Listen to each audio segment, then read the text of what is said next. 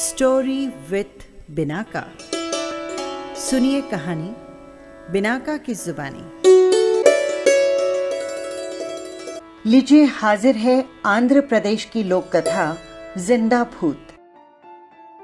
एक दिन राजू के मन में आया कि लोगों को भूत बनकर डराया जाए। वो सांस रोककर बैठ गया।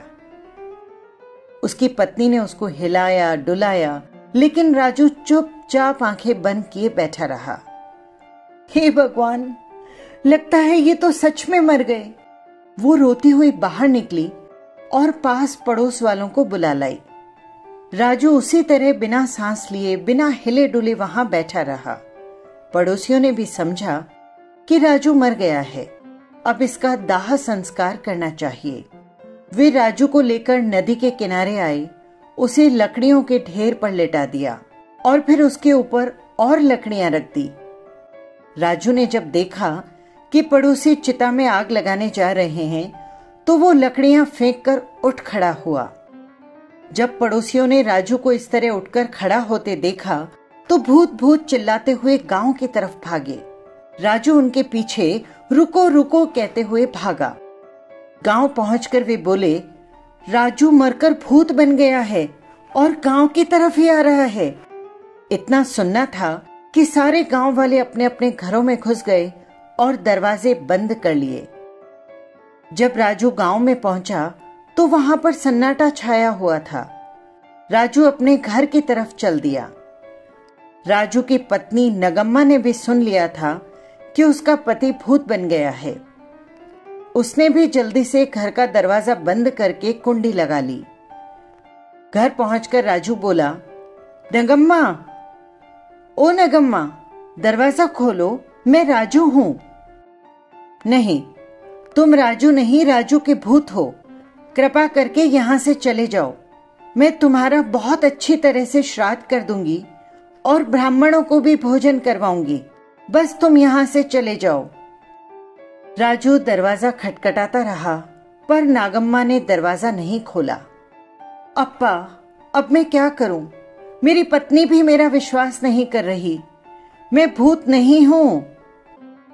राजू ने सारे दिन से कुछ नहीं खाया। अब उसे बहुत जोरों की भूख लगने लगी। वो सोचने लगा, मुझे कौन भोजन देगा जब मेरी अपनी पत्नी ही मुझे भूत समझ रही है। वो चलते चलते गांव के मंदिर में जा पहुंचा। उसने सोचा कि चलो रात यहीं काट लेता हूं। सुबह जब पुजारी प्रसाद चढ़ाने आएगा तो उससे प्रसाद लेकर खा लूंगा। राजू मूर्ति के पीछे छिपकर बैठ गया और पुजारी की प्रतीक्षा करने लगा। रात बीती, सुबह हुई। गांव वालों ने धीरे से दरवाजे खोले और बाहर झांका। राजू का भूत उन्हें कहीं दिखाई नहीं दिया। सब लोग घरों के बाहर निकल आए और अपने अपने काम धंधों में लग गए। पुजारी भी प्रसाद बनाने लगा। प्रसाद बनाया, बड़े बनाए, लड्डू बनाए, फिर सारा प्रसाद एक थाली में सजाकर मंदिर की तरफ चल दिया।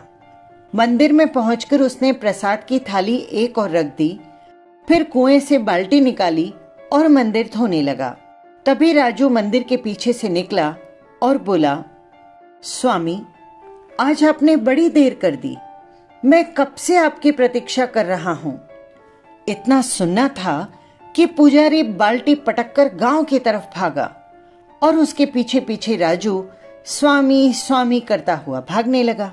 गांव वालों ने जब राजू को पुजारी के पीछे आते देखा तो फिर से घरों में घुस गए और दरवाजे बंद कर लिए। राजू एक बार फिर अपने घर गया, लेकिन नागम्मा ने दरवाजा नहीं खोला। राजू मंदिर में लौट आया और पुजारी जो प्रसाद लाया था उसे खाकर उसने अपनी भूख मिटाई। पेट भर जाने के बाद राजू ने अपनी तरफ देखा। उसके कपड़े फट गए थे, शरीर धूल मिट्टी से सना था और बाल बिखरे हुए थे। उसने सोचा कि लोग ठीक ही मुझे भूत समझते हैं, मेरी हालत तो देखो। वो बोला, मुझे सबसे पहले रमैया धोबी से साफ कपड़े मांगकर पहनने होंगे। ऐसा सोचकर राजू नदी के किनारे जा पहुंचा। रमैया धोबी अभी तक आया नहीं था। राजू कपड़े धोने की भट्टी में छिपकर बैठ गया। उस दिन राजा का कोतवाल घोड़े पर बैठकर गांव का निरीक्षण करने आया था। उसने देखा कि गांव वाले बजाय अपना काम धंधा करने के घरों में बैठे हैं। उसने दरवाजा खटखटाकर गांव वालों को बाहर बुलाया और पूछा कि वो लोग काम धंधा छोड़कर घर में क्यों बैठे हैं। तब गांव वालों ने उत्तर दिया कि राजू चरवाहा मरकर भूत बन गया है और वो गांव में घूम रहा है, उसके डर से ही हम लोग घरों में बैठे हैं।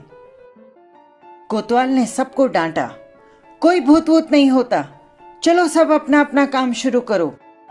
सब लोग एक बार फिर से घरों से बाहर निकले और अपने अपने काम में लग गए। रमैया धोबी भी घाट की तरफ चल दिया। कोतवाल को अपने कपड़े धुलवाने थे, इसलिए वो भी घोड़े पर सवार होकर नदी पर चल दिया। जैसे ही दोनों घाट पर पहुंचे, राजू भट्टी में उठकर खड़ा हो गया और बोला, अरे रमैया अप्पा, कहाँ थे अब तक? मैं कब से आपकी प्रतीक्षा कर रहा हूँ। इतना सुनना था कि रमैया सिर पर पैर रखकर गांव की ओर भागा। कोतवाल भी सरपट घोड़ा दौड़ाता हुआ गांव की दूसरी तरफ भागा और सारे गांव वाले फिर से अपने घरों में घुस गए। राजू ने धोबी के कपड़ों में से साफ कपड़े निकाले, फिर नदी में जाकर नहाया, साफ कपड़े पहने और अपने घर की तरफ चल दिया। घर पहुंचकर पहले दरवाजा खटखटाया और बोला, नागम्मा, दरवाजा खोलो, मैं भूत नहीं हूं। अरे, जब मैं मरा ही नहीं तो भूत कैसे बन सकता हूं? नगम्मा अंदर से बोली, हमने तुम्हें मरा हुआ देखा है, न तुम सांस ले रहे थे और न हिल डुल रहे थे। राजू ने कहा, मैं समझा था कि मैं मर रहा हूं, इसीलिए मैं सांस रोककर बिना हिले डुले लेट गया था। असल में एक यात्री ने मुझे एक सूत का धागा दिया था और कहा था कि जिस दिन ये धागा खो जाएगा उस समय मैं मरने वाला हूं। तुम दरवाजा खोलकर तो देखो, मैं मरा नहीं हूं, मैं जीवित हूं। नागम्मा ने धीरे से दरवाजा खोला तो उसने देखा कि सामने राजू नहा धोकर साफ कपड़े पहने हुए खड़ा है। ये भूत नहीं लग रहा, नागम्मा ने सोचा। फिर उसने हाथ बढ़ाकर राजू को छुआ और जोर से उसकी चिकोटी काटी। अप्पा, राजू चिल्लाया। नागम्मा समझ गई कि राजू भूत नहीं है। उसने जल्दी से दरवाजा खोलकर उसे अंदर लिया, उसे भरपेट खाना खिलाया। राजू को अपने किए की सजा मिल चुकी थी। खाना खा पीकर राजू सो गया और नागम्मा गांव की तरफ चल दी, सबको ये बताने के लिए कि राजू भूत नहीं है। ये थी लोक कथा। फिर मिलेंगे किसी नई कथा या कहानी के साथ। नमस्कार।